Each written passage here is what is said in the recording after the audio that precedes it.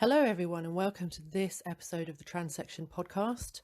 Thanks for joining us. I hope you enjoyed episode 7, where Jordan and I had a very deep and meaningful conversation about our exits from religion and then our re-exploration into spirituality. In this episode this week, I interviewed the amazing and very interesting Ellyssa Campbell. Ellyssa is an energy worker and magic mentor based in Brighton and Hove with her partner Al and stepson Freddie. She believes that we as evolving beings can powerfully create both a personal life and a society based on respect, joy, love and freedom within a framework of conscious awareness if we can get better at deliberate creation, healing our own trauma and managing our own energy from strong foundations. To date, Ellyssa has facilitated others who are ready stepping into greater personal power and responsibility over their own life circumstances in the areas that are important to them through her activations and work, and it's her mission to help as many people as possible own their true power and magic fully from a basis of full core integrity and authenticity so that we can create the changes that will see humanity collectively thriving. What a bio! That was a cracker, wasn't it? So yeah, I had a lovely time interviewing Ellyssa, and she's very interesting. She's got some really diverse set of beliefs and points of view, which I find very refreshing. And she shared a little bit about her upbringing and how varied it was and how many different people she met. And I think she used the term hippie. I think there was a bit of Buddhism in there and all sorts with her upbringing, which I found fascinating. It was really cool. So enjoy this one. We talk about lots of different things. I'm always interested to find people who have really interesting and very varied lives, and Ellyssa definitely fits that description. So enjoy it. We even broached the subject of aliens. So, you know, this is definitely an episode to keep you entertained, interested, and hopefully educated in some ways. So if you have any questions, you can tweet us at TransectionP. You can also find us on Instagram at Transection Podcast or on Facebook under the Transection Podcast. We'd love some reviews. We've had some lovely reviews already, but we would like more, because why not? And we are also about to release a clothing line. It's great. It's good fun. It's nothing fancy or highbrow, but there's cushions and mugs and all sorts, but it's meant to be funny. There's some really good joke ones that are coming. So if you're into that sort of thing, just make sure you're subscribed to our newsletter, because we'll let you know about it.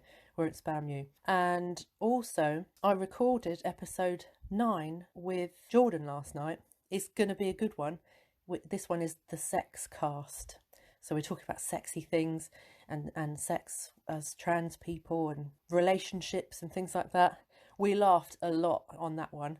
And basically, just to give you a heads up, I wrote a little piece of erotica that has been critiqued, by the way, and reviewed by an accomplished set of writers. So it's not any old tat. And I've been told it's quite enjoyable. It's just a short story. And basically, I've promised to share it on the newsletter at some point. So in the next couple of weeks, I'm going to put it up and there'll be a link in a newsletter. So that's the only way you're going to get it. It's not going out anywhere else, I don't think. So if you want it, make sure you're subscribed to our newsletter. You can have a free little bit of adult material, but it's nice. It's not too smutty. It's quite, some of it's quite sweet, I was told. I was terrified to read that out loud. But I did, and everyone was like, oh, I like that. That was lovely. Some of it was lovely. And I thought, oh, crikey. I didn't think that was going to be one of the words that you used to describe it. But yeah, so anyway, enjoy this episode.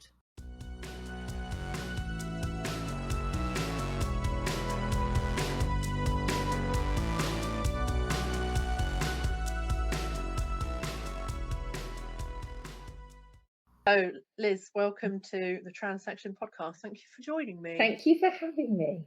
Pleasure. Tell us a little bit about what you do, Liz. Oh God, where do I start with this one? Right. Who do you work with? Who do I work with? I work with feisty individuals, generally speaking, who are wanting to explore and delve into their own power and their abilities, and they want to actually own themselves as creators, and they want to actually, quite often the people that I work with are a little bit like me. They're basically have maybe had a slightly tougher time of things actually figuring out how to manifest stuff. There's a lot of reasons why that happens, basically. And I work with, basically what I do is I activate their DNA, I open up and clear out all of their stuff that's in the way of them actually connecting with their own abilities. I do core activations. There's a lot of energy work to it, but it's basically about owning your power.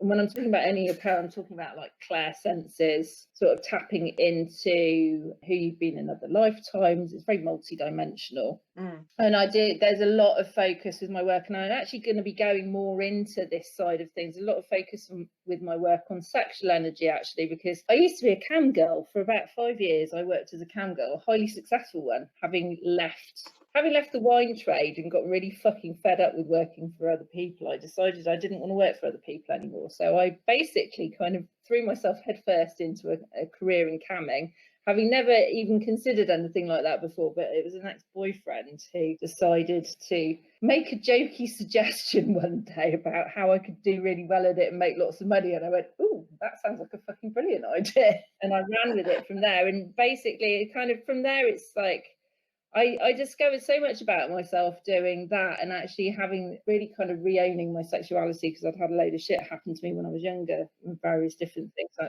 think like a lot of people have, but it really kind of tapped me into, you know, the importance of actually owning your sexual energy. And actually then sort of when I kind of came out of that and started falling down my spiritual rabbit hole, I started actually realizing how disconnected the spiritual inverted commas community is from sexuality. And like there's this thing where people go into an almost quasi-religious, really prudish view on things, and you can't swear and you're not allowed to talk about sex and all of this other stuff. And that's just not me. You know, I spent 5 years basically sitting around naked and getting paid really well for it. And I had loads of fun, and I have no shame about this. Yeah, essentially, like I've actually been getting like a really big kind of like almost a flashing neon sign in my head going, I need to actually be working more with people on the relationship and the sex stuff than any other subject, because that's where I think people are really the most fucked up, to be honest. Well, that's the window, isn't it, into the heart? That's often with people where they're playing out their deepest shit. Exactly. And people don't seem to understand as well. One thing I've discovered for myself going through all of this, because I've been in a relationship with my partner for the past 9 years now, and we're really happy together. We've had some really rocky times, like when we moved to Mallorca, and he sort of ended up not really moving to Mallorca with me, and I was pretty much on my own in a house I'd manifested, this massive place, for 2 years, and I used to see him once a month. And I spent a lot of time getting really angry with him and like throwing my toys out of the pram about all sorts of stuff, about the fact I felt abandoned and all this other stuff. And actually like coming out the other side of all of that and coming back to the UK and realizing, you know, when you get to that point of hindsight and you actually delve into things deeper and realizing how I'd like literally fallen into patterns based on all the shit from when my dad wasn't around when I was younger, and he'd chosen my stepmom over me. And as I've worked on clearing up all of the stuff around that, I've witnessed him getting more and more present with me, more and more supportive, and actually literally just reflecting something different to me. So that's been really fucking interesting. When you delve into it, you start to realize like the imprints and stuff you're carrying, where you're playing patterns, and other people are just like characters in your play that come in and show you what you're not seeing for yourself. Yeah, definitely. And I've noticed that as well, that sometimes when I've healed from something, even if it was caused by someone, if I heal from it anyway and that person's still in my life, that it does transform the relationship. And if I let go of that thing of wanting them to help me to heal from that, or wanting them to make amends or whatever, and taking my power back and saying, look, I'm going to heal anyway, like it's not up to anybody, and I don't want to torture myself, and I'll heal by myself. I don't need that person to do anything. And then it ends up being so much better, and bridges end up being rebuilt, and it's even better than the first time. And exactly.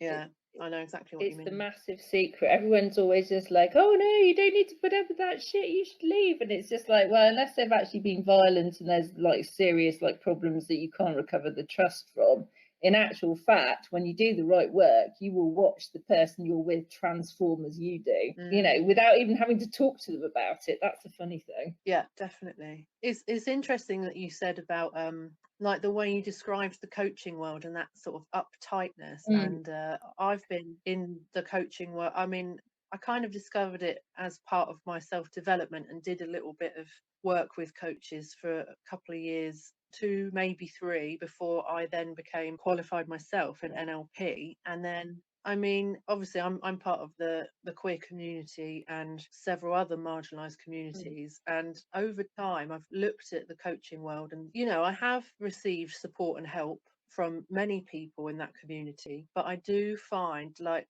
over time, I think for my own well-being, it's become more and more important to spend time with people like me, just sometimes, just occasionally, for a little bit of respite. Yeah.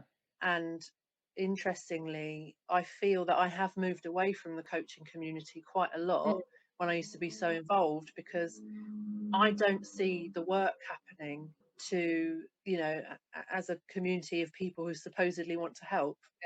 First of all, and you and I have talked about this before, I don't see a really frank and powerful embracing of pain. And secondly, with that, I don't see, and I think that's kind of the gateway, because as a result of that, I don't see the coaching community really expanding into every corner that they can. And looking at their own, as individuals, looking at their own shit basically, in order to then be able to support other people outside of their comfortable zone of, like, oh, I'm a wife and a mother and I wanted to become self-employed once I gave birth because I didn't want to miss my children's growing up. And I hear that story all the time, and I think it's good. It is good. There's nothing wrong with that. But what about everyone else? Like, who's serving them? And is it not part of your growth to? Yeah, exactly. Yeah, because it's not just about serving another community, because really you are part of that. And actually in examining these new ways of being, you also liberate yourself from misconceptions you have about things that you have to do or shouldn't do, and all that sort of thing. Yeah, exactly. Well, it's funny actually. When I fell down my rabbit hole and ended up eventually sort of, I started off calling myself a coach, and like you, I kind of moved away from it, and I've gone through various different titles. But I actually was on the verge of having a nervous breakdown at the point where I fucked everything off with the camming stuff. Like, I'd been making really good money, but I'd reached the point where I couldn't push it any further, and I felt really stressed because I felt like I was sort of going through the motions because the money was good. And I couldn't see any other way of doing anything. And then I just reached that breaking point of going, there's got to be something else. And I gave myself a timeout. And that's the point where I started meditating and having all these crazy experiences when I was meditating. And that led me to going, just having this deep understanding that I wanted to learn how to work with energy. I wanted to learn how to work with belief systems. And I was like, basically, because I've manifested a load of stuff before really easily. Like, I'd literally written myself a list at one point of all the things I wanted to create, stuck it in a drawer, forgot about it, focused on feeling really good. And I found the list about a year later, and literally everything on it had happened. Like, the whole fucking lot. And I was just like, wow, that really fucking worked, didn't it? Basically. And then I kind of carried on like that. It was at the point where Al moved in with me, and I kind of started getting disenchanted with the whole thing of being on cam, because I was, you know, I used to work quite a lot of hours, and it's quite sort of stressful having, like, being in this performer sort of entertainer role all the time, which was what I was doing. And I'd invested in green screen equipment. I bought myself a stupidly high spec computer and lights and all this stuff. And I was like spending loads of money on outfits and like doing all these crazy things, going, right, I'm going to treat my camera room like a TV station. And I kind of got to a point where I couldn't push it any further. And I've always been one of these people that's super creative, and I like to do new stuff. And I reached the point where there wasn't any further I could take it. And that was the point where I started going, I can't do this anymore. I'm bored, basically. And then that led me down the rabbit hole, which I think had been sort of beckoning to me for a bit. And it was in the process of doing all of that. It's been an interesting thing for me because I did a hypnotherapy diploma. I did my Reiki certifications. I did my sacred activations practitioner training. Like I started collecting qualifications, basically. There was an angelic coaching certification I did online. There was like various bits of paper here, there, and everywhere. But the thing that I was just constantly looking at for me was like, I've always had like this real deep belief that, if you're going to work with other people and help them, you have to actually really dig into your own shit.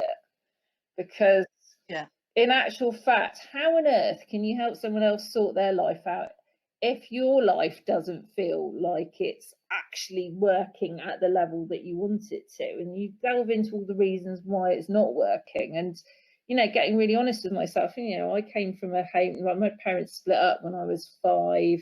I had abusive boyfriends in the past. I was raped when I was 16. I've been bisexual my whole life, but I only came out when I was 24, and I had loads of shit around that happened.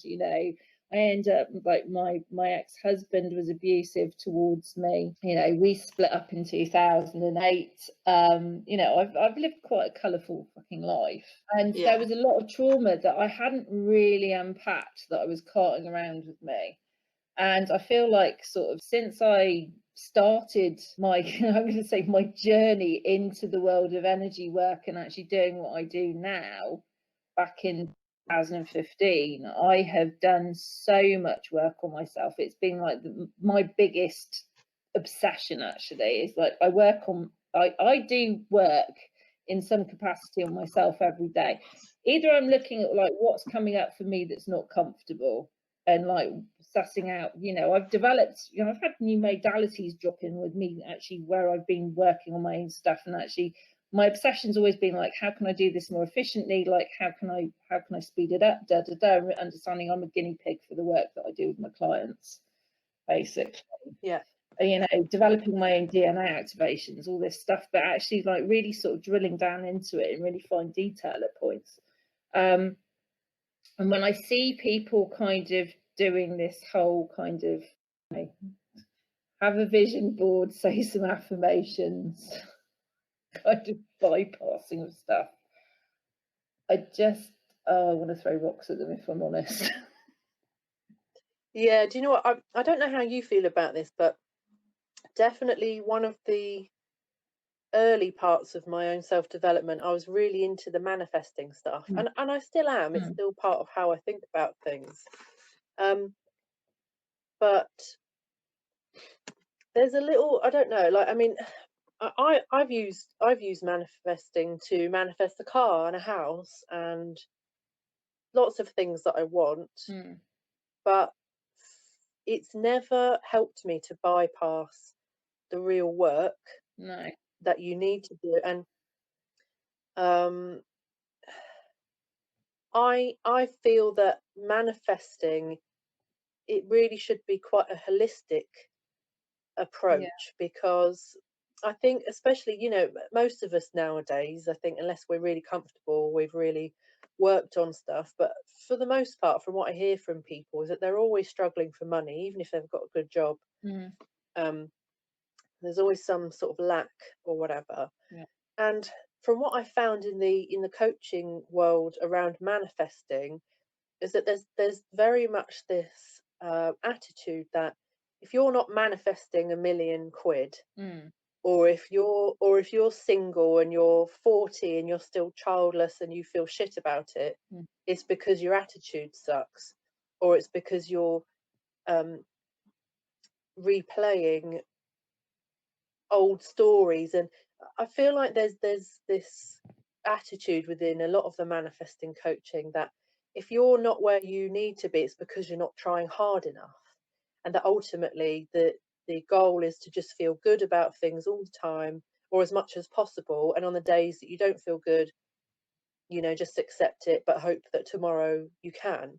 And I feel like there's no real discussion, I find, in the manifesting world about healing trauma and the emphasis of that, because And that's For example, the I most think, important piece in actual fact, because you can manifest whatever.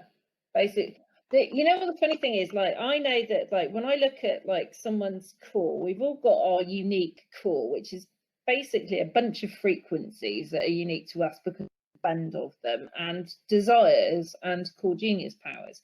And you've got key desires in there, and one of my key desires is freedom. It's also one of my core frequencies. And in actual fact, for me, desire, when you're talking about manifestation, desire for me is actually a route to freedom, because basically anything as I've discovered, anything that I really, really want, the big stuff, basically isn't going to just fall into my lap without me having to fully unpick whatever's stopping it from happening, which is always like trauma, this lifetime, generational stuff, other lifetimes. And actually sort of having this understanding that desire, in actual fact, to use correctly, is a tool for growth. Not just like, oh, isn't everything fluffy, but in actual fact, it's a route to unpack and completely clear out trauma for good, so that you can be completely free of it. And, you know, this is part of, you know, what people call the ascension process or whatever, is actually like, you know, you can think happy thoughts till you're blue in the face and try and force yourself at that 5% of your, you know, your 5% of your brain that's actually conscious in order to create stuff. But if you're not dealing with the subconscious and the unconscious, which runs through all of your body, it's not just your brain. People get hung up on it being the brain and the brainstem, and it's like, no, it's a lot deeper than that. It goes through your RNA, your cell membrane, your DNA, your genetic switches, the whole fucking lot, you know. And this is why when I work with people, and I work with energy with people, they feel it moving through their bodies and clearing shit out, and like it going through the whole thing. It's not just around their head, basically. But it is. It's like people sort of simplify it into like feel good all the time, where it's not really possible to feel good all the time, because, you know, having been born on this fairly crazy planet that's currently run by fucking lunatics,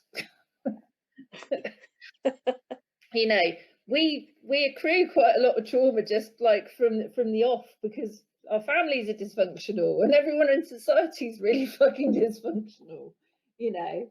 I could go into like just stuff that I've been kind of dealing with recently, and actually really seeing the connection between something that happened to me when I was very, very, very, very, very young, that I had no conscious recollection of, but through my own digging at the back end of last year, I uncovered it.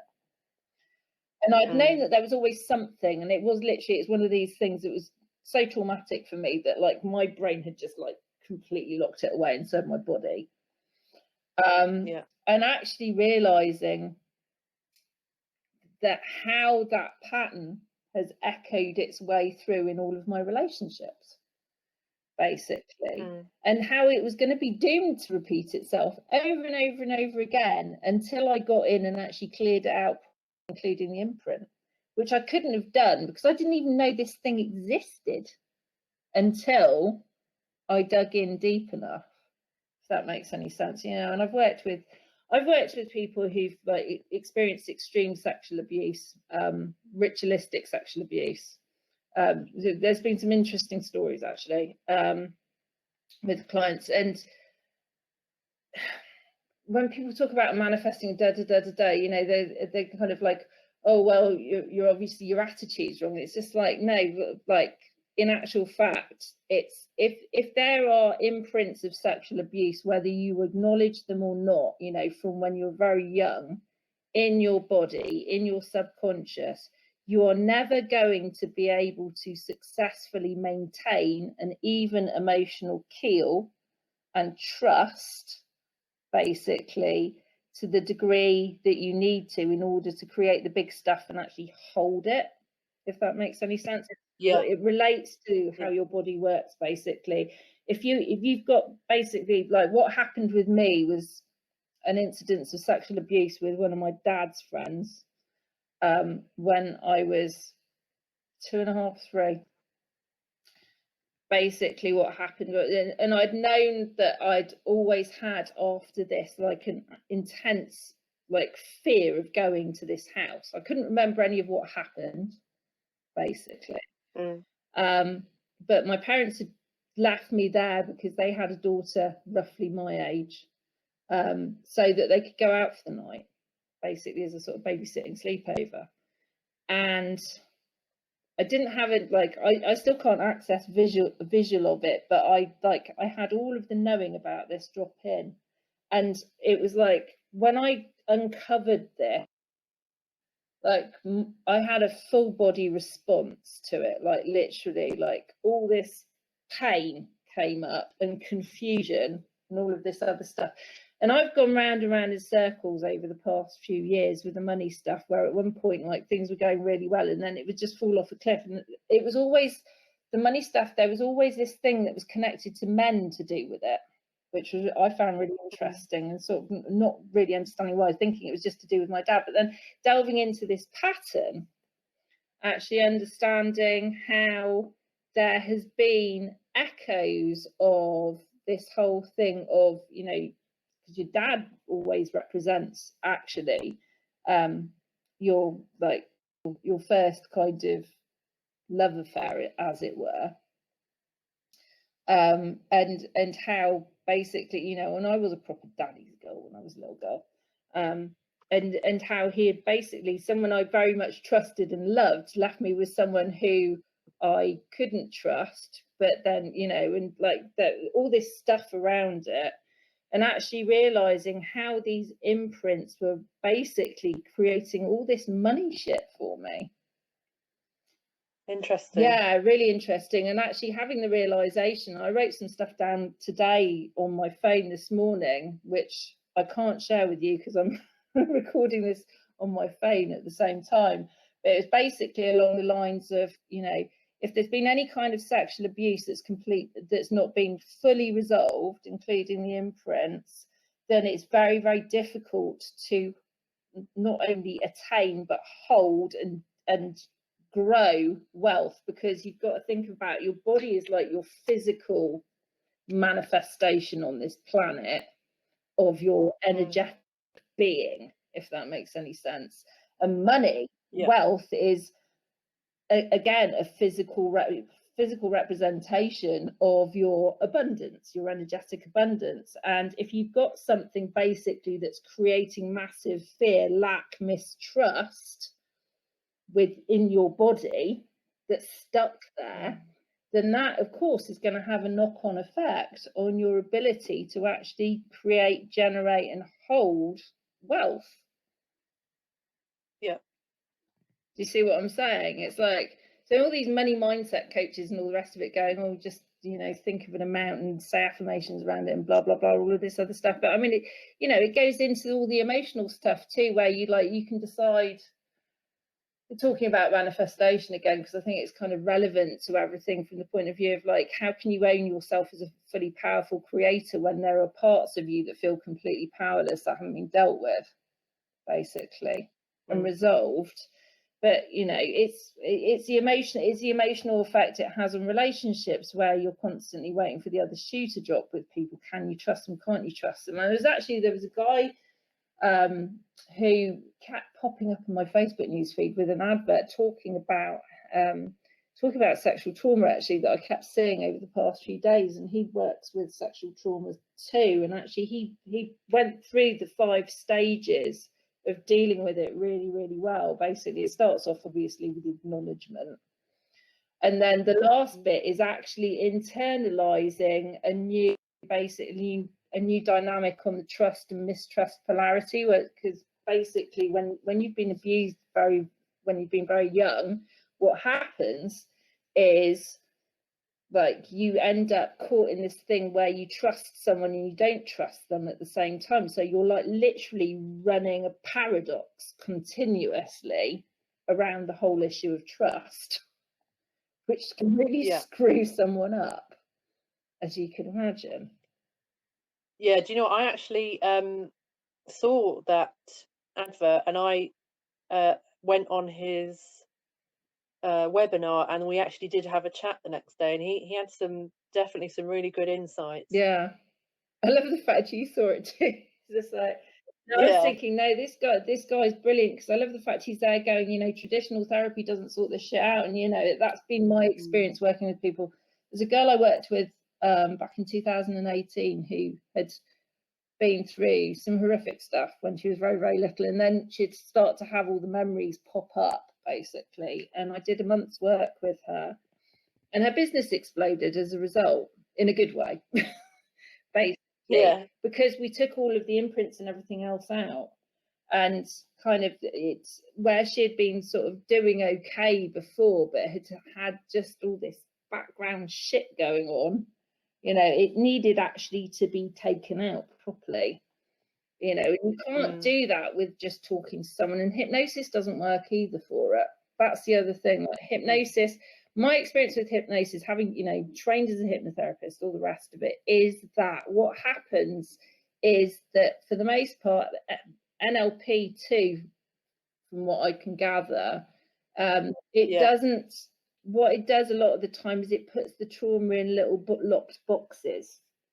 I actually had to take all of, I literally had to take all of the walls out that had been built by my own hypnotizing myself when I was doing work to sort out my trauma last year, because it was just like I was clearing stuff, but then there was this stuff being locked away by the hypnosis that I couldn't get to, but it's still emitting frequencies and still creating shit in my life.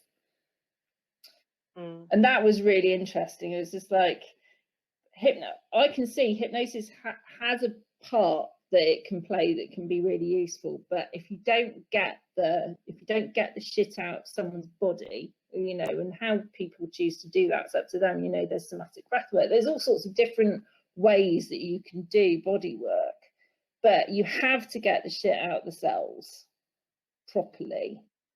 Basically. Yeah, definitely. And I worked with a therapist, Amanda, who was on his episode 3 or 4, and she worked with me with my PTSD, and it definitely, since then I've not had any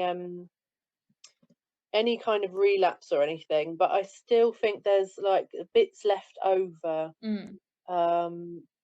And it's not directly related, but I do think with like NLP and hypnotherapy and stuff, I mean, she talks about how at the beginning, before you treat somebody's trauma, you have to stabilize them first.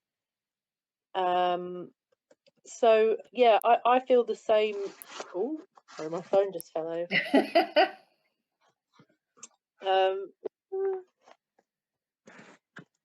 Sorry, I got a case on my phone. It's a bit slippery.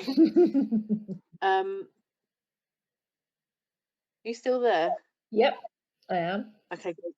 Sorry, it just the screen. Oh, it's weird. Anyway, all right. Yeah. So yes, I agree with you about the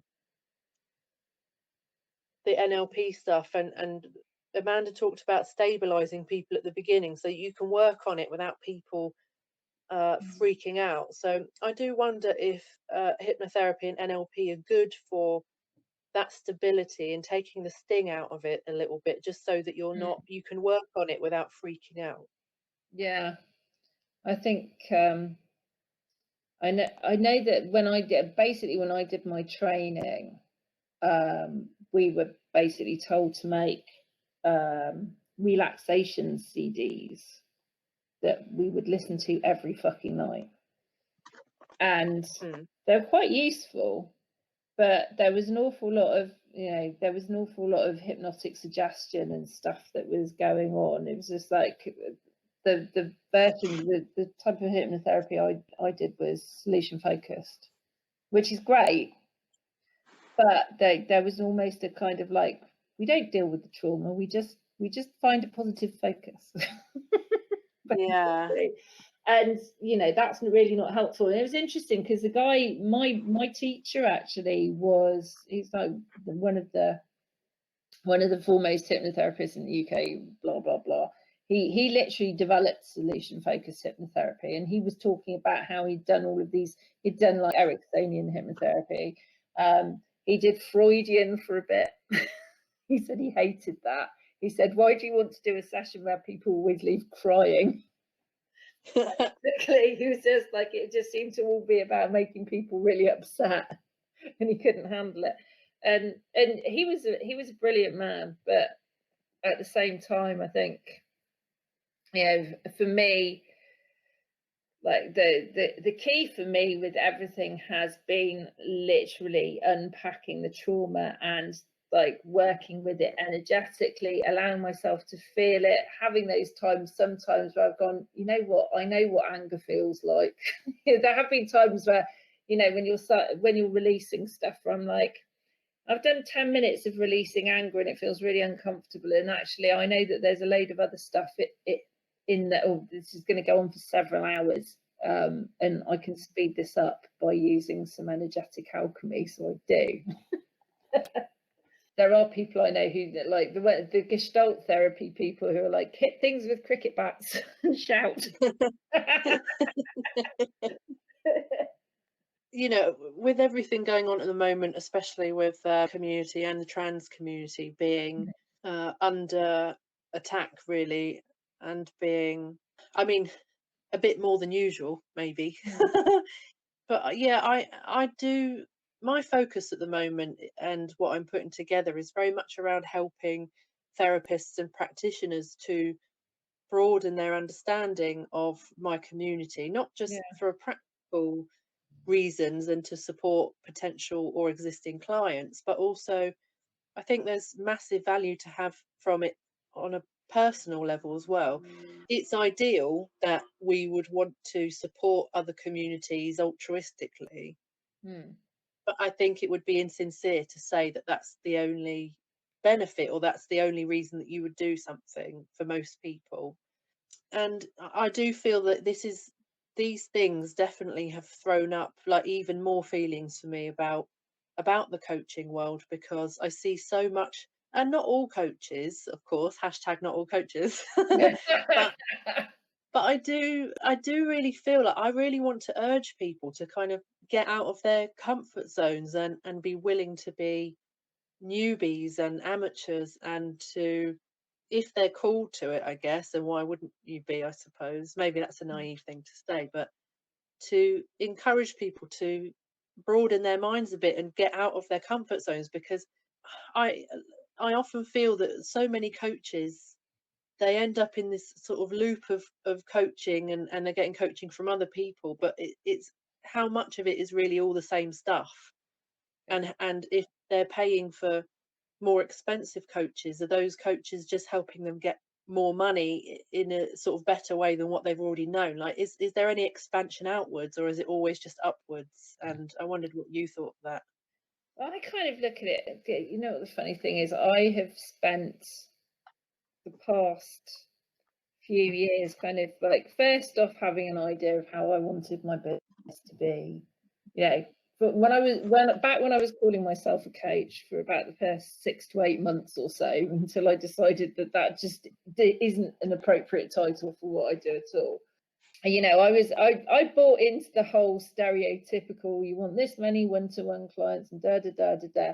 Then I moved to Mallorca, and actually, like, my business is pretty much all digital. I had a client that came to stay with me from Maui when I was there for 2 weeks, and that was kind of brilliant, but I was so exhausted by the time she went home from the fact we've been working intensively every day. I was just like, I might rethink this idea of doing like this kind of intense one-to-one work with people, because actually, you know, I slept for like 3 days after she left.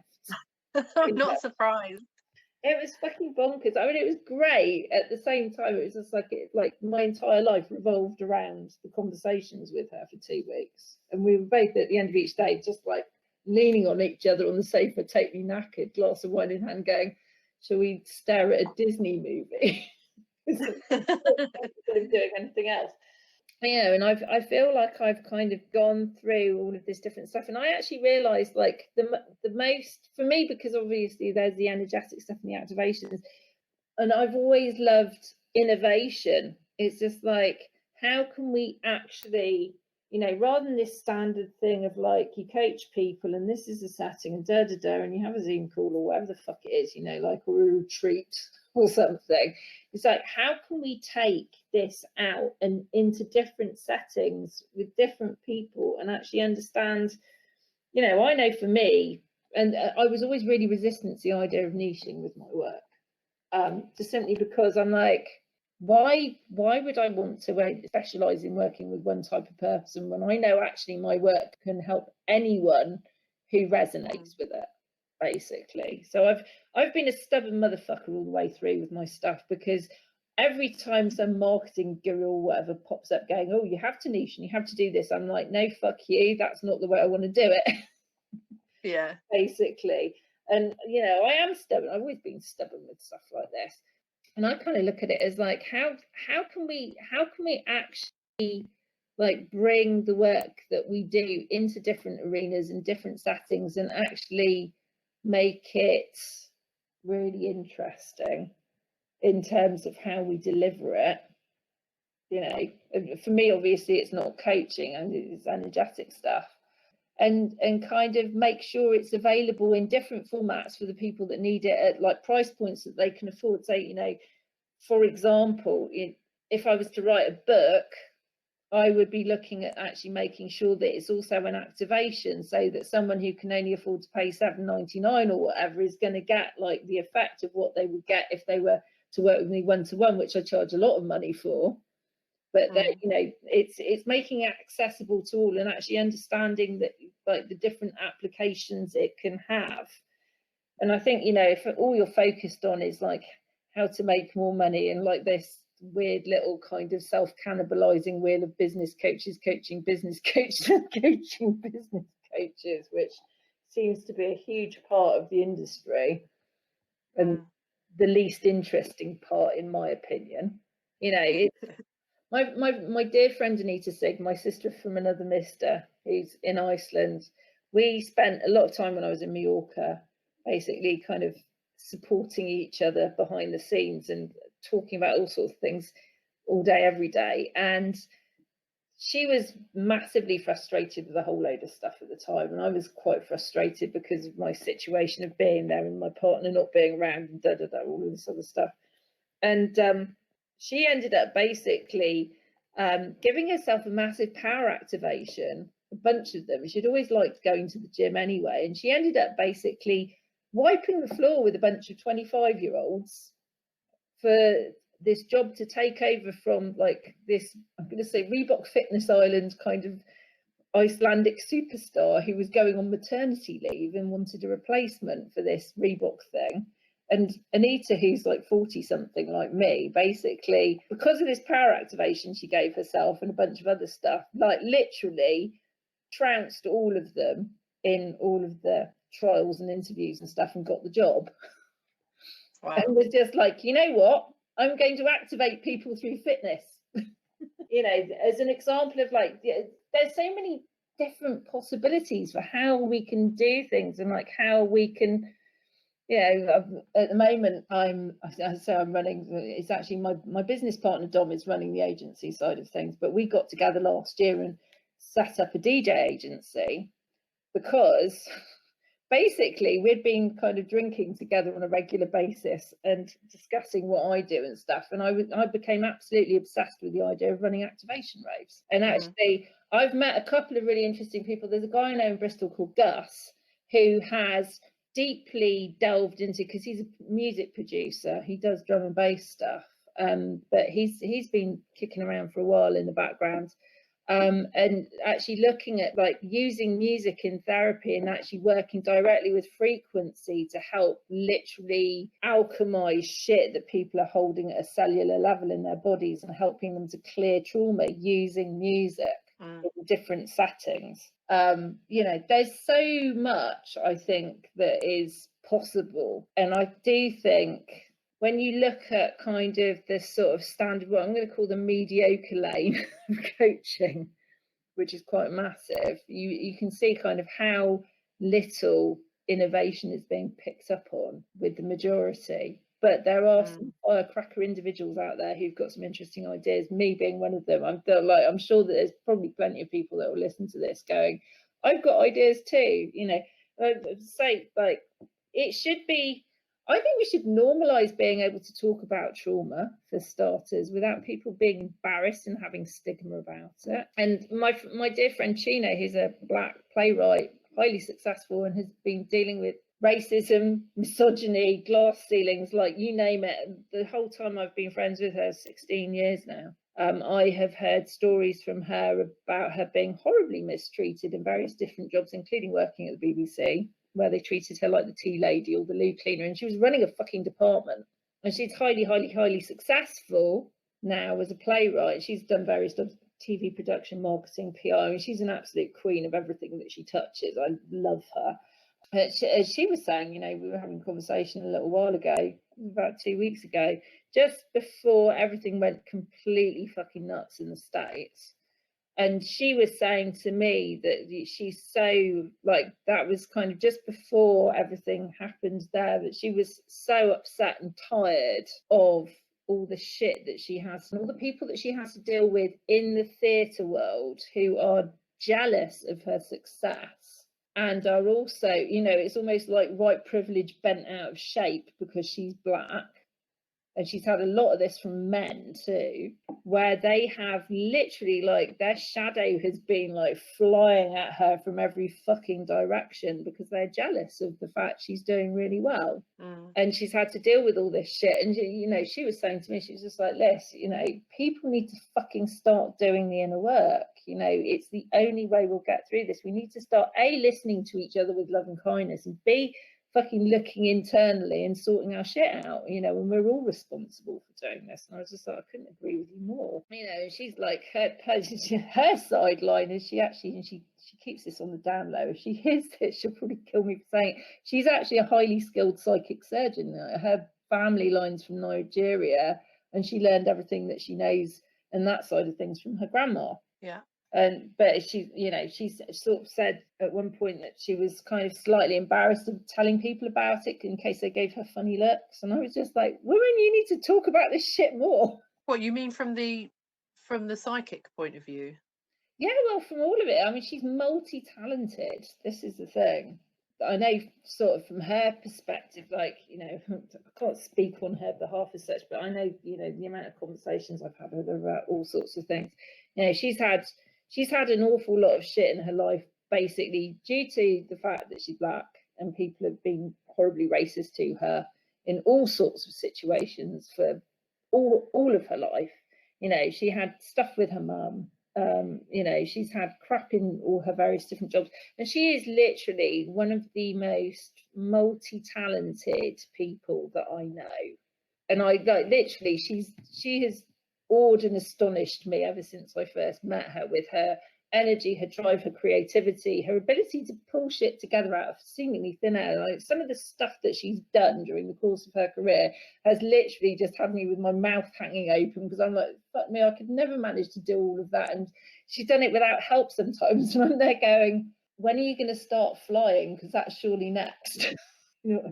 Yeah. I always think, like, if you've managed to overcome those extra obstacles and still make a success and still be multi-talented and still have the brain space to be creative and in some way productive, I think that's a massive achievement. Yeah, I was thinking about that because, you know, I mean, I'm sure you know this anyway, but from research, that if you have grown up like in poverty, or you've got the trauma of poverty or lack, that you're therefore not as wired to make long-term decisions. It's all about short-term gain, and that's true like for a lot of trauma. And like going back to what you were saying before, that not just with sexual trauma, but like you're saying, any type of trauma that you've had, especially from very young, that stability is just never there. And that's definitely been true for me as well, that I've had lumps of success and then fallen out of love with things, or like I've made my realizations, but then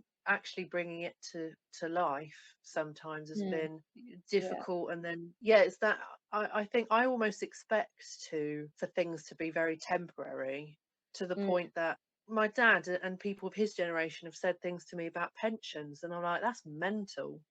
Yeah. They're like, oh, you should be paying into a pension, and I'm like, wow, that's another world. And I'm like, I'm already like, I think because of trauma, like even I don't think about it, and there's nothing. I'm at a point now. There's nothing particularly obvious that I'm dealing with, but obviously it's, and like you, with some of your things, I don't have like a visual memory of anything in particular, but there's definitely something still there. And Yeah.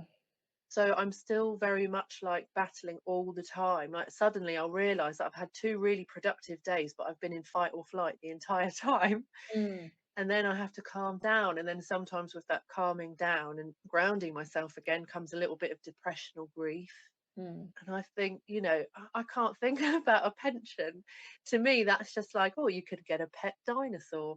Well, it's a nice idea, I suppose, but it seems like a different world, because I think when you're living with trauma or recovering from it or whatever, like you're still, trauma is such a sapper of energy, and also makes you're very much like living in the moment and panicked about what's happening tomorrow, kind of, or you can't, like I know a lot of people, and I notice when they say it, I don't point it out, but I know when they say, oh, I can't see myself living past 20 or 30 or 40. Mm. I think, oh look, it's trauma. Because, you know, and then I've met people who don't have buckets of trauma, and they just don't even think that way, and they're Yeah. possibly more comfortable with not knowing anything, but equally they don't obsess about it either. Yeah. And Yeah, they it's do think definitely a sign, isn't it? The overthinking. That's been like something I've done ever since I was little. same. I noticed that the other day actually. So at night I don't like lots of lights and stuff, and I've got Mm. a sensory disorder, they call it. I just think it's, I don't know. I don't think it's a disorder. I just think I'm just sensitive, and that's fine. But yeah, I do. I see these things all the time, and I think, I don't know, sometimes I wonder if I'm a bit obsessed with trauma, because I look at things and like, oh, people don't want to talk about this, or they can't kind of get that stability, myself included. Mm. And yeah, and I just think, blimey, everyone's really traumatized, and like, what, how do you envision us moving forward, or what do you think are the things that could help, or it would be a start? Oh God! Well, the first thing you've got to do, I was actually saying, I put this in an Instagram post the other day, and I was just like, sometimes you just like, the first part is to actually just like sit and actually get really present with yourself and your body and your thoughts and your feelings, and not judge them, and actually just sit with them. I was just saying, you know, this is the first stage of shadow work, and as far as I'm concerned, shadow is trauma. You know, the first step's acknowledgement. So it's like, it's a funny thing actually, because you can think about it and sort of think a lot of people that we think of as being like really highly busy and successful actually are running away from lots of trauma because they don't want to face it. So you get all the busy, busy, busy. And that's certainly been my approach to life. Essentially, some of the coaches out there would say like me going into my masculine, basically. I'm like there kind of like, I'm there leading the charge, going, right, we have to do all the things and the busy work and and like that was my pattern in all of my relationships for a really long time, until I quit camming. And then I was just like, I just don't want to fucking be the busy person all the time, who's basically doing everything for everyone else all the time. And it's at the point where you stop being busy and you sit with yourself, and then like you start to deal with the discomfort of not being busy, and the fact that feels like you're out of control of what might happen. You know, there's so many things that are connected to this when you start to look at it. Like, control freakery is trauma. That need to control the outside because you don't feel safe, because there's all these parts of you that don't feel safe and don't feel secure, and so you're the one that makes things happen. It's all the hustle, right? All the hustle. Yeah, hustle, absolutely. Hustle.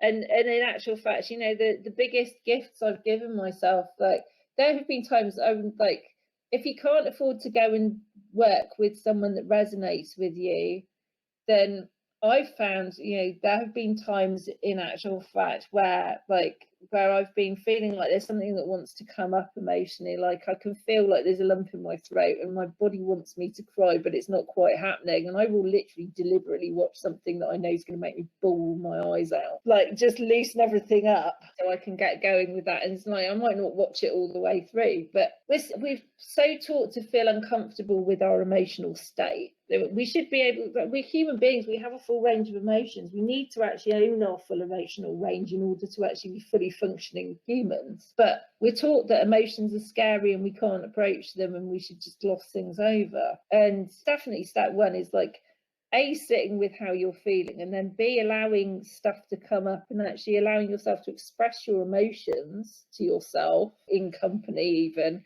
without judging yourself for it. And it's so important. That's the other thing that gets me, is when people turn around and say, oh, no, don't cry, because they want you to stop crying because they want to feel better because it makes them feel uncomfortable. And the biggest gift you can give to anyone is to let them bawl their eyes out in front of you and not fucking judge them for it and not try and stop them. That's my definition of compassion, is like allowing someone to be exactly who they are in any given moment in front of you without trying to change that. Yeah, definitely. I think that, you know, trying to change somebody, you then get into the codependent mess, don't you? And yeah. I was often told growing up, don't cry.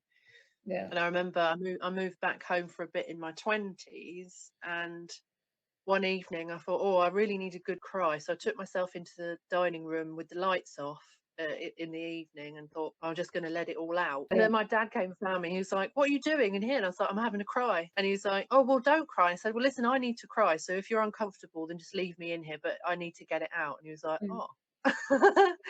It sounds so small, but it was such a big moment for me that I was like completely supportive of myself in that moment, and like, this needs to come out and that's fine. And if other people are uncomfortable about it, that's really their problem. And yeah, it was massive. You touched on something else as well, because about being a control freak within relationships. Yeah. And I actually got to my last relationship, I really got to experience what they call being in the feminine in a relationship. And for reasons of dysphoria, that concept irked me a bit, but I was like, this is what's happening and this is the easiest way I have to describe it. I was so in the feminine that I didn't have to lift a finger. And it sounds really like, but it wasn't that I was doing nothing, it's just that I wasn't chasing anyone. And it was that I was making sure that my needs were met and taking responsibility for them. But at the same time I was like, you know, if you want to join in, you can, but either way, this is what I want and this is how it's happening. And so often he would say, well, let me do it, and I'll be like, yeah, all right then. But when I was younger, I was such a control freak, and I see it now in friends and in their relationships, that there's a lot of power struggle, like both parties are trying to do the masculine, when, you know, there's all this control and this sort of jostling. And better cook sometimes. I've done that one before. Including when I was married to the chef, which is hilarious.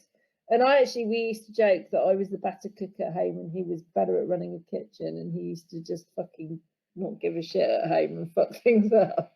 But yeah, competitive. I used to get really competitive. In fact, still do occasionally with Al. Like, I catch myself, like last night he made dinner and I didn't really want to eat what he'd cooked. But, you know, I've actually learned now to go, you know what, this might not be the best thing in the world ever, but I'm really grateful that you cooked it for me, because it meant I didn't have to, and it's really nice to be looked after. Yeah. Yeah, it's an interesting one, isn't it? Like, I've definitely noticed that it's always the food thing that comes up with me with people. That's where I get competitive. Yeah, I was thinking about this the other day, that I'm a real control, like my emotions are so entwined with my food and my drink, not alcohol because I'm not really into that, but and how I express with people how I feel about them isn't just quality time and touch, because those are my top two, but it's massively tied up with food.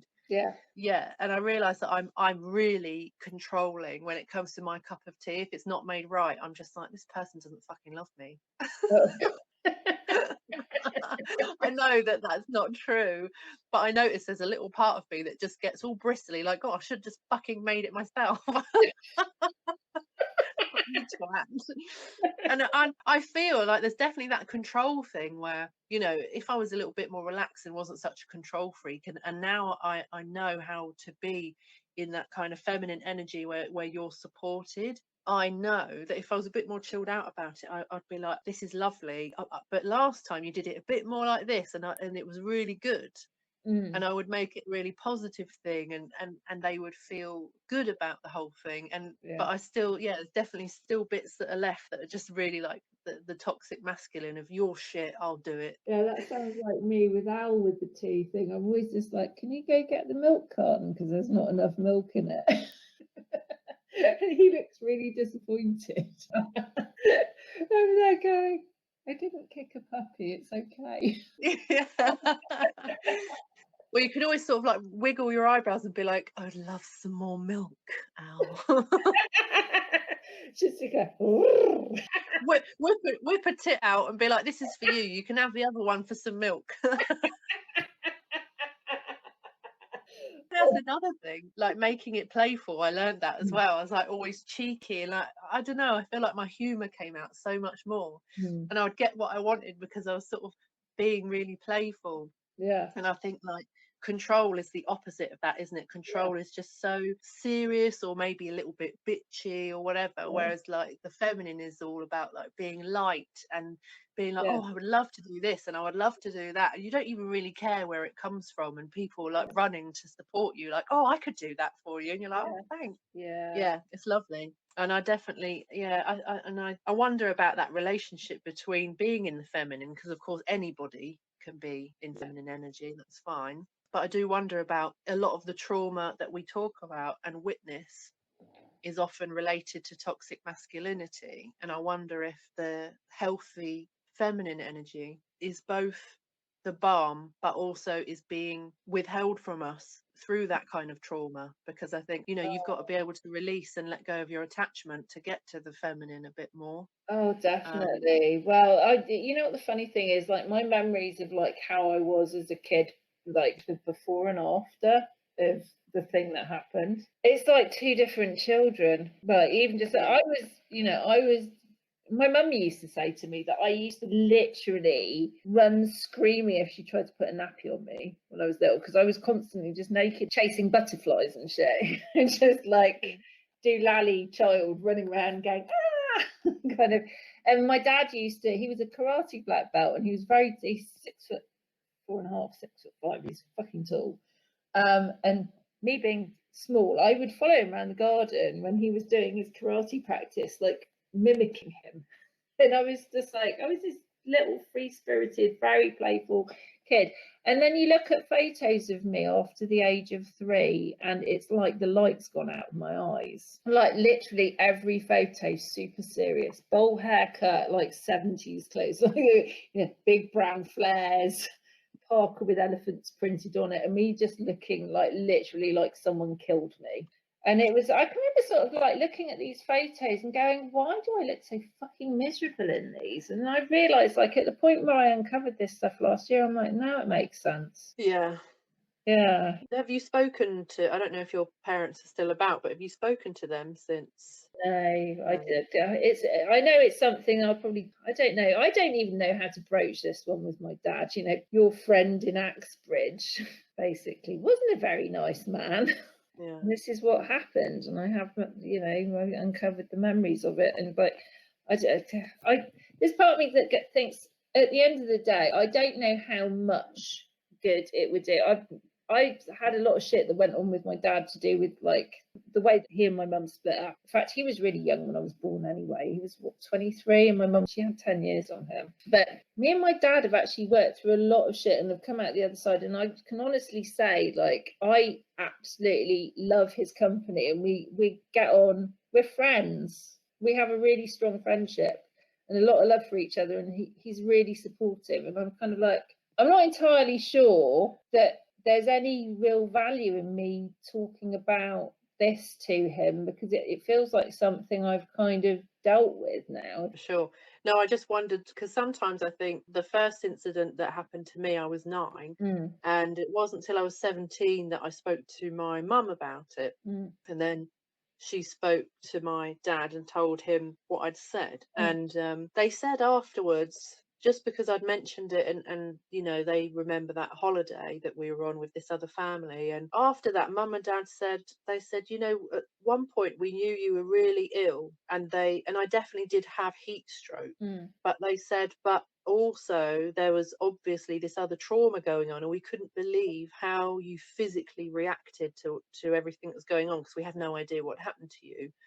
But you did definitely change in this massive way. And I mean, since that time, I've also, I mean, it took me years and years to work it out, but I think that event, or around that time, or maybe even the heat stroke, I don't know, but I think that's what triggered my celiac disease, because I didn't have any symptoms before that. And yeah, and like we were saying before, like the trust thing.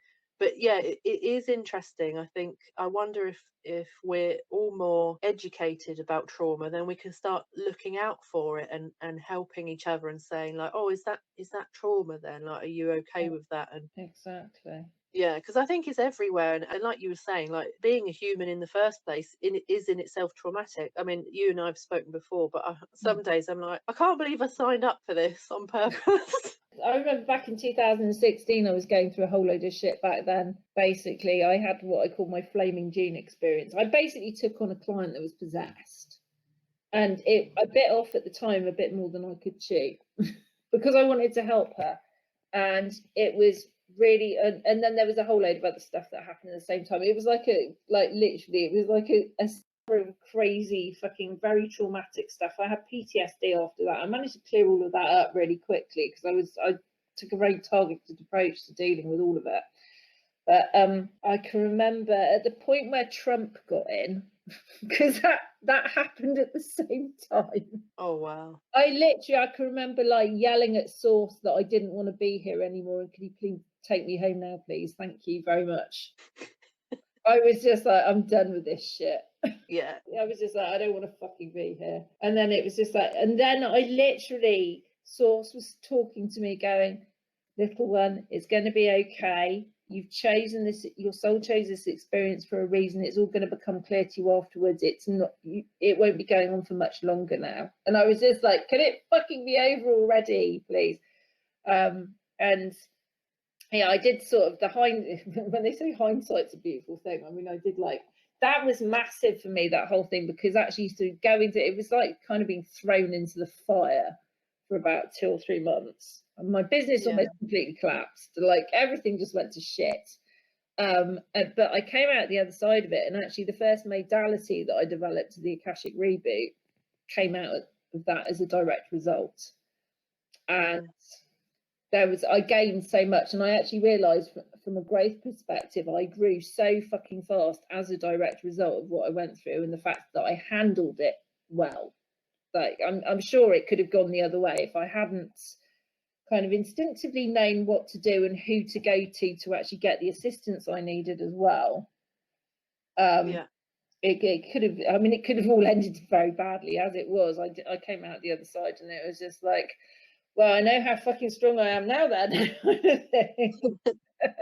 What they say, that which doesn't kill you only serves to make you stronger. And I've had a few experiences like that in my lifetime, but I'm like, I know how strong I am. Can we quit with these fucking stupid, fucking ridiculous experiences, please?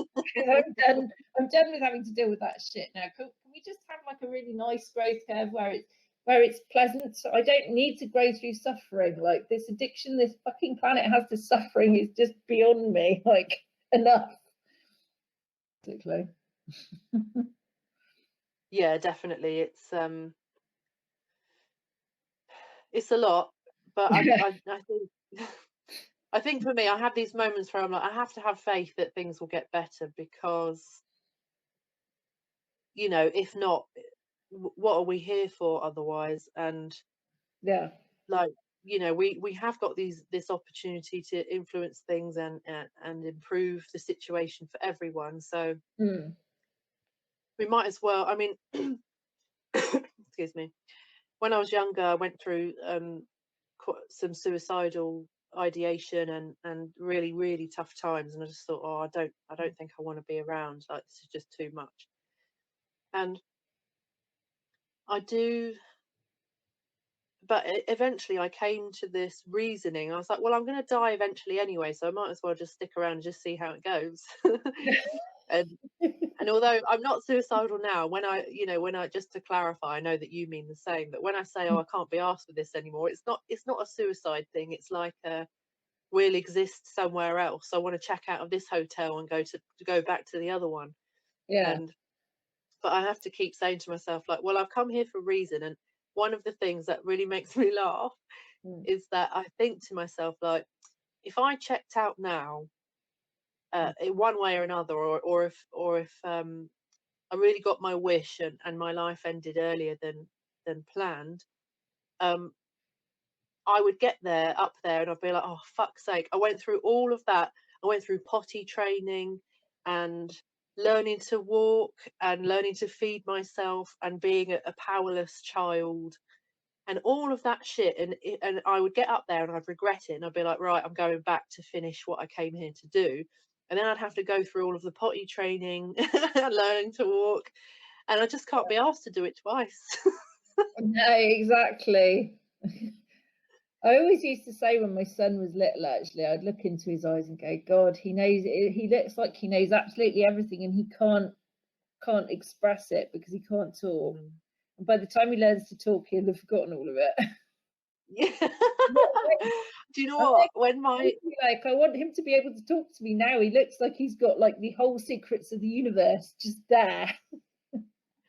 100%. When I met my niece, even from very young, she's been trying to talk, and she's nearly 8 months now. And I remember when she was tiny and she really wanted to communicate.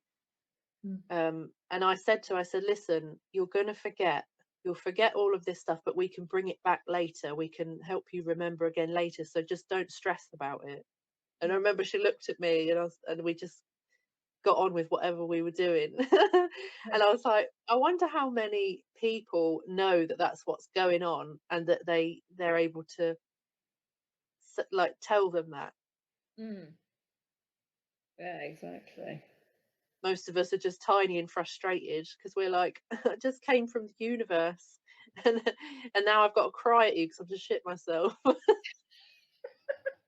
I tell you what, I had a fucking crazy dream a few nights. It was probably about a week ago. I had a dream, and in this dream, I'm trying to remember whether, I think it was me that gave birth to a baby that came out talking, and I was just like, finally. Finally, we've evolved to the point where babies come out actually can have a conversation as soon as they pop out. That would be interesting. Do you know what? I had a healing dream that healed my trauma and all of my like inherited baggage around pregnancy and giving birth and like spawning children. Yeah. I had a dream that I'd given birth, and normally in my dreams I would give birth to nothing. It was invisible, or if I ever had a baby in a dream, I inherited it. It was never actually mine. Yeah. There's lots of like weird stuff around that, but I had a dream that completely healed me from years of that, in which I gave birth in the morning, and by the afternoon she was like the size of a 1-year-old and could walk and talk.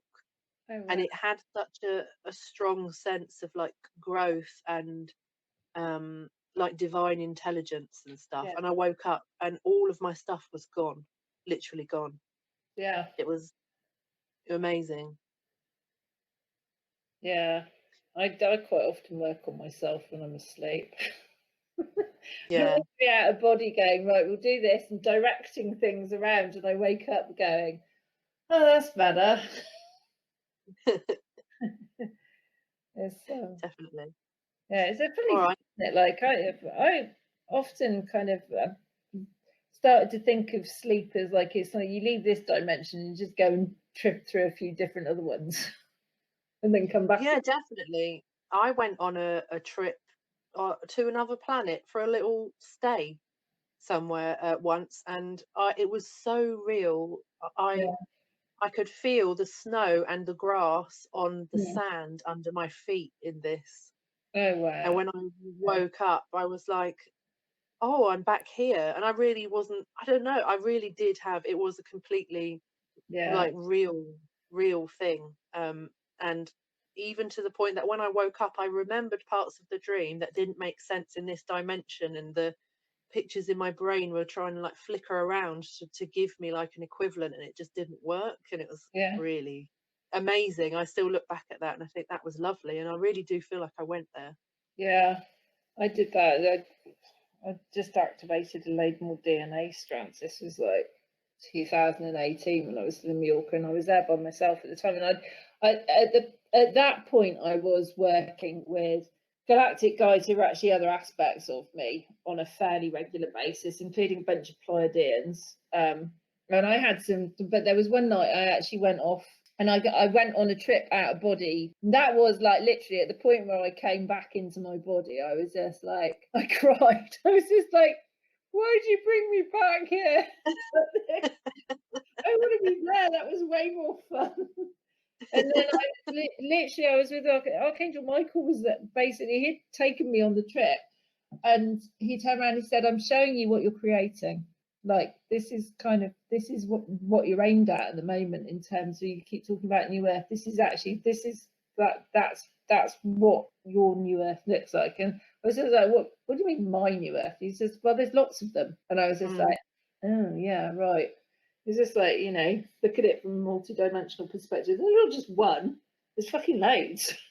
Yeah, I was super upset after that. I was also very upset after I got a really amazing out-of-body tantric massage from one of the Pleiadians that was like the most loving thing I've ever experienced. And I came back into my body again and I bawled my eyes out that I'd never felt love that there was that unconditional in this body, like here and now. And it really pissed me off. For fuck's sake. Yeah, definitely. Did you always have like this sort of language and like an awareness of this spiritual stuff, or is it something you found out older? Well, I mean, consciously speaking. Well, it's an interesting one because I grew up like my mum was quite an interesting character. I say was as if she's not here anymore. Me and my mum don't really get on that well, but I did have a very interesting upbringing. I grew up kind of being dragged to puja meetings by my mother, who was a Sai Baba devotee, and she was very involved with the kind of British Hindu community. So I kind of grew up, basically, we had an altar in our house with pictures of Sai Baba on it, and very multi-denominational kind of, like, everything's a bit mixed up.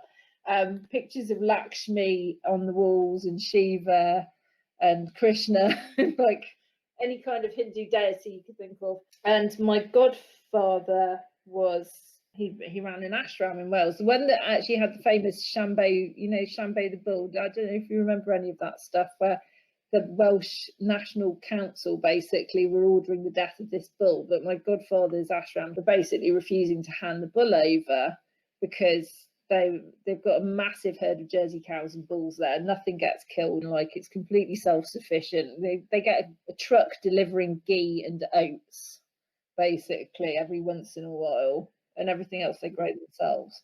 So that was where I used to spend my holidays when I was a kid. And I grew up kind of with my mum talking about, like, it wasn't a standard British Christian upbringing. We had Wiccans coming through our house, and we had basically, our house was like a Paddington station of the weird and the wonderful, and various different healers, Wiccans, Wiccan high priestesses, but see this, that, and the other. Like, so I was always like aware of all sorts of stuff. We had druid friends, and oh god, it was just like literally, it was like a who's who of anything that ever existed in the realms of the spiritual, inverted commas. It was interesting for me because I can remember watching Close Encounters of the Third Kind when I was a kid for the first time, and literally bawling my eyes out at the end and telling my mum, they're leaving me here. I want to go home with them. This isn't home, that's home. Like this. And my mum was like, okay then. And I literally used to look out the window at night from that point on, looking for the spaceship that was going to come and whisk me away from this fucking awful place, basically. And I did. I was obsessed with aliens. And then when I was maybe about 9, actually, we had a lodger staying with us at the time, and I can remember him coming indoors and going, come outside, like it was night time. And we literally stood on the patio, and there was a fucking mothership above Wells. Basically go around in a big circle and then go back into it. And it was completely silent. And then it went. And I went into school the next day and told my friends, and they all thought I was nuts, of course. You're making it up. My mum saw it, the lodger saw it, I saw it. No, you're making it up. You're crazy, la la la, kind of thing. And yeah, it's the awareness has always been there. I mean, I've had out of body meetings with various different galactic beings over the past few years. I mean, that didn't really start until I moved to Mallorca, but like I had an abduction experience. I actually woke up in the middle of it. That was back when I was married to my ex-husband. At the time, I dismissed it as being a bad dream. The next day, I was literally being lifted out of the bed, and I was surrounded by greys. And at the point where I started struggling, one of them hissed at me and showed its teeth, and I got knocked out. Oh wow! Yeah, and actually not last year, end of 2018, when I came back from Mallorca, there was all sorts of shit going on. I'd already like removed an implant from my own head using theta healing. That was back in 2016 during all the shit that was going on. But I hadn't checked out the rest of my body for anything else. And actually, Caroline Nixon, who offered to help me, I thought I had appendicitis. I got rushed into hospital. And I was in the waiting room, and Caroline, I put something on Facebook about being in hospital and it was suspected appendicitis. And she said, would you like some help with sorting this out? And I was really weak at the time. I'd had this shit going on kind of for a couple of days, like high temperature, all the rest of it. And I was just like, yes, please, I'll take all the help I can get. And when she went in, she was shown an implant, which she removed. Basically, it was another one down in the right-hand side of my groin. And that was just before I went in for an x-ray. So if that hadn't been removed, they probably would have found it. And then, yeah, basically I worked on, once they were trying to fucking keep me in. I was in there for 4 days. They were trying to keep me in. And they kept talking about wanting to do exploratory surgery. Couldn't work out what the fuck was wrong with me. Knew there was a load of inflammation. Obviously, the implant was gone. And I did some work. Basically, me and Caroline teamed up, and we did a load of energy work on everything, because I was just like, they're not fucking cutting into me. I'm not having surgery. There's no way. And they were like, we don't know when we're going to let you out. I was just like, I just want to go home, and I don't want anyone cutting me open. And I literally, after we'd finished doing the work, and I was doing a load of work on my cerebellum, basically. So I was putting commands in there for my body to take the inflammation away. And she was literally removing fear energy and working with Metatron to sort all this stuff out. So we were kind of like from different ends, kind of attacking everything from like where we were. And I went to sleep for an hour after we'd finished, and I woke up, and where literally my whole right hand side around my pelvis had been blown right out. It looked like someone had pumped up a balloon on that side of me. Had gone down completely. I called the nurse over, pulled my PJs down, and went, look, like this. And she was just like, holy shit. And she said, I've never seen anyone do it, because I'd said to her that I work with energy, and she said, I've never seen anyone do that before. Because I said to her, you watch me, I'm going home tomorrow. This was before any of this. I was just like, they're not fucking operating on me.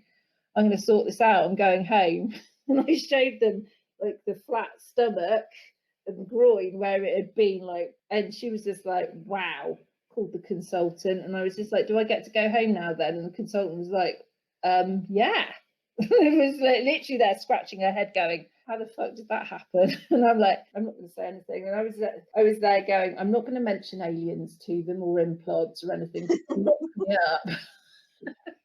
It's funny, isn't it? Because people get so hung up about the concept of aliens, but I just, there's, we've talked about them as a race of people for millennia. Yeah. But if you say or you suggest it, you get so much flack, and I think you get more flack for that than if you're religious. Yeah, that there are beings out there that we don't have control over, basically, with more advanced technology than us.